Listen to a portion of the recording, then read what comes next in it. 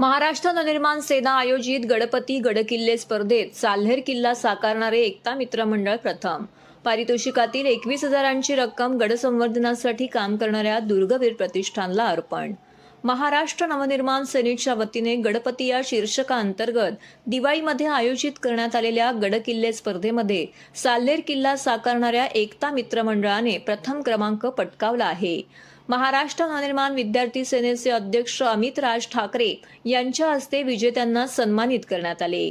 प्रथम पारितोषिक असलेल्या 51,000 रुपयांच्या रोख रकमेपैकी 21,000ची रोख रक्कम किल्ले संवर्धनासाठी काम करणाऱ्या दुर्गवीर प्रतिष्ठानला सामाजिक भावनेतून एकता मित्र मंडळाने जाहीर केली आहे. त्यांच्या या कृतीबद्दल उपस्थित शिवप्रेमींनी उभं राहून टाळ्यांच्या कडकडामध्ये त्यांचं कौतुक केलं.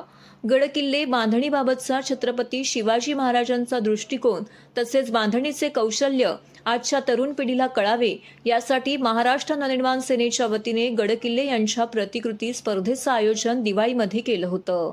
त्याचा पारितोषिक वितरण समारंभ छत्रपती शिवाजी महाराज यांच्या जयंतीदिनी आयोजक संदीप पाचंगे यांच्या मार्गदर्शनाखाली गडकरी रंगायतनमध्ये संपन्न झाला.